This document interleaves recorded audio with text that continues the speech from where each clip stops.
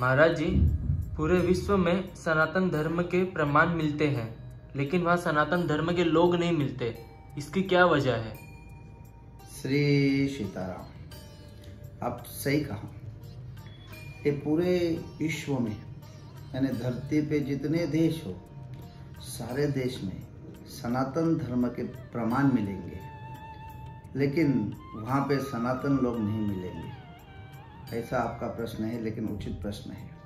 देखो, ये देश और ये विश्व ऋषि और मुनियों का था। जब देश ऋषि और मुनियों का था, तब देश में जो गुरुकुल परंपरा थी, जो ज्ञान पद्धति थी, वो वास्तविक साइंस पे आधारित थी। तो उस समय ऋषि मुनि अपने धर्म को मजबूती के साथ आगे बढ़ाते थे, क्योंकि उस समय धर्म का कभी व्यापार नहीं होता था।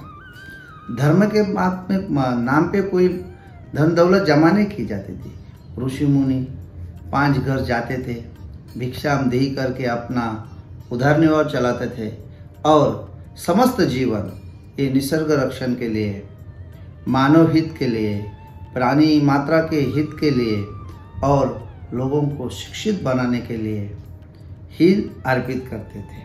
वो बहुत कालखंड के बाद अनेक तरह से देश में पाखंडवाद निर्माण हो गया। पाखंडवाद की वजह से जिसको ये विचार नहीं समझा जमा, उसने अपनी धारा अलग बना दी, यानी पंथ अलग बना दिया, मजहब अलग बना दिया। इस तरह से सनातन धर्म टूटते गया, क्योंकि अब सनातन का धर्म का जो ज्ञान था, वो मुफ्त में देने वाला ज्ञान था, आज वो बिक रहा है।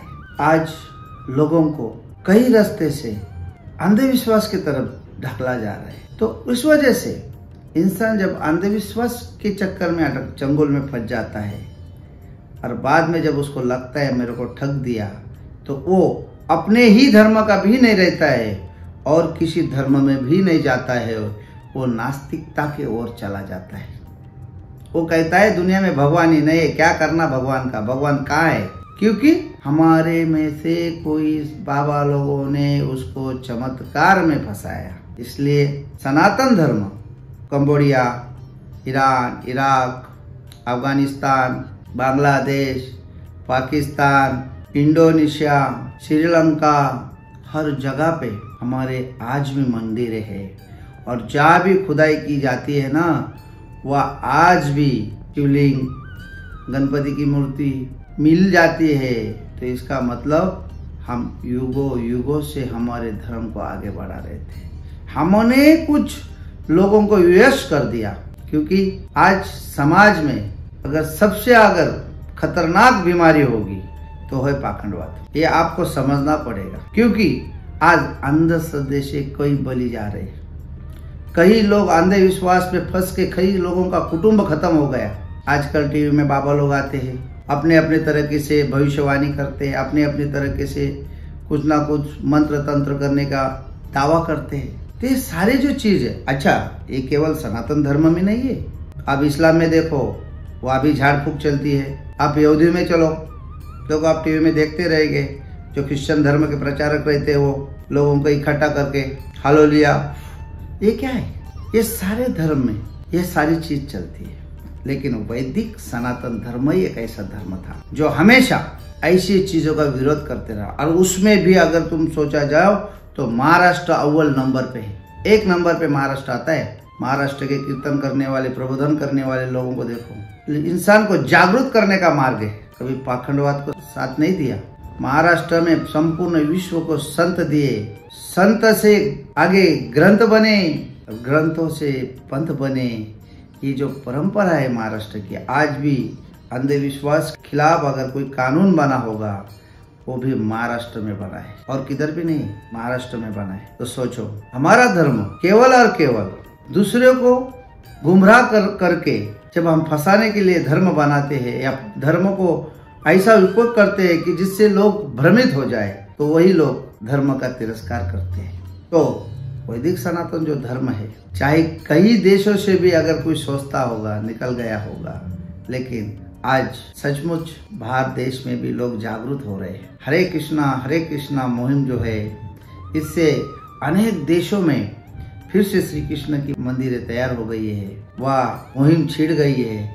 आज वह नास्तिक बने हुए लोग भी, नास्तिक यानी क्या, जो भगवान को नहीं मानता है, वो लोग भी हरे कृष्णा कृष्ण कृष्ण हरे हरे अब मंत्र उच्चार करने लगे हैं। ये अब फिर से सतयुग की ओर जा रहे हैं हम लोग। और जब सतयुग की स्थापना अगर हो जाती है, तब मान के चलो कि पूरे विश्व में सनातन की बहर लौट आएगी। जिस तरह से अब अयोध्या में श्री राम का प्राण प्रतिष्ठा होगा, जैसे उनके गर्भगृह में राम जी विराजमान हो गए, उसी तरह उसी दिन से मैं कहूँगा कि फिर से विश्व सनातन की ओर लौट के आएगा, सनातन की ओर आकर्षित होगा। लेकिन हमें भी पहल करनी चाहिए कि आज भारत में जहाँ भी पाखंडवाद होगा, अंधविश्वास होगा, वाह सरकार ने भी ऐसा कड़क कानून बनाना चाहिए कि जैसे मान लो अभी किसी ने बोला मैं मंत्र से कैंसर का ठीक करता हूँ। बताओ, मंत्र से कैंसर कैसा ठीक हो सकता है? मंत्र से आपके घर में धन आएगा, कैसे आ सकता है? हम मंत्र कर देंगे, आप ये पूजा करो, आपको नौकरी लग जाएगी, कैसा हो सकता है? क्योंकि हम कहीं ना कहीं हमारे सत्य सनातन धर्म को मिथ्ये की ओर लेके जा रहे हैं और हम अपने ही लोगों को भ्रमित कर रहे हैं। सरकार ने सख्त कानून बना के ये सारी चीज को प्रतिबंधित करना चाहिए। हमारे सनातन धर्म में कीर्तन हो, प्रवचन हो, कथा हो, ये भगवान के ज्ञान का और साधक को पॉजिटिव एनर्जी देने का एक स्रोत है। इसको निरंतर आगे बढ़ाना चाहिए, ताकि कई धर्म का धंधा नहीं करना चाहिए। जो धर्म का धंधा करते हैं, धर्म को बिजनेस के माध्यम से अगर देखते हैं, तो ऐसी जगह पे धर्म खतरे में आ जाता है। क्योंकि धर्म क्या है? जो धारण कर सके उसको धर्म कहते हैं। तो धारण क्या करना चाहिए? धारण सत्य किया जाता है। असत्य को कोई धारण करने लगाता है तो उसको स्वीकारना नहीं चाहिए। इस तरह से हमारे समाज में विघटन हो गया, कई पंथ बन गए। कोई इस चीज का विरोध करता है, कोई इस चीज को मानता है। इसके लिए दो विभाग में लोग बढ़ गए। इसलिए हर जगह पे जो नया पंथ आया उसमें लोग सम्मिलित हो गए और हमारी जो पश्चात संस्कृति थी बाहर देशों में, वो गत हो गई, यानी वो खंडर बन गई। वह कोई जाना आना लोगों ने बंद कर लिया। इसके वजह से हमारा चारों ओर से जो सनातन धर्म है वो सिकुड़ते हम भारतवर्ष तक ही रह गए। लेकिन अब भारत फिर से विश्व गुरु बनने की ओर जा रहा है और सनातन की जय जयकार होगी, क्योंकि वैदिक सनातन धर्म हमेशा सत्य के प्रति और सत्य ही लोगों तक तो पहुंचाता है, क्योंकि ये ऋषि मुनि की धरती है। या अभी कोई बाबा लोग आए, कोई कुछ कह रहा है, ये सारे चीज़ है, ये अंधविश्वास है। क्योंकि मैं महाराष्ट्र से जब निकलता हूँ, मैं एमपी, यूपी, मध्य प्रदेश, तेलंगाना, तमिलनाडु, गुजरात, राजस्थान, कर्नाटक, आंध्रा, सब प्रदेश में जब मैं घूमा तब मुझे यकीन हुआ, हे प्रभु, अगर कहीं स्वर्ग हो, मरने के बाद अगर स्वर्ग मिलेगा तो मरने के बाद तो स्वर्ग नहीं मिलेगा। लेकिन मैं ये सोचता हूँ कि जिसका जन्म महाराष्ट्र की भूमि में हुआ है उसका जन्म स्वर्ग में हुआ है, क्योंकि यहाँ ऐसे अंधश्रद्धा को जरा ही जगह नहीं दी जा सकती है। लेकिन बाहर मैंने देखा है कि किस तरह से ये लोगों का शोषण हो रहा है। मैं सच कहता हूँ, धर्म और धर्म के नाम पे अगर शोषण होता है तब धर्म का पतन होता है। इसीलिए सब ऋषि मुनि की परंपरा को हमें निरंतर आगे बढ़ाना चाहिए, क्योंकि ऋषि मुनि ने हमें सत्य से रूबरू करवाया है और सत्य ही हमें दिया है। इसीलिए वैदिक सनातन जो धर्म है वो सत्य है। इसलिए आज हम विश्व में आगे बढ़ रहे हैं। हर जगह फिर से सनातन का ध्वज लहराएगा। श्री सीताराम।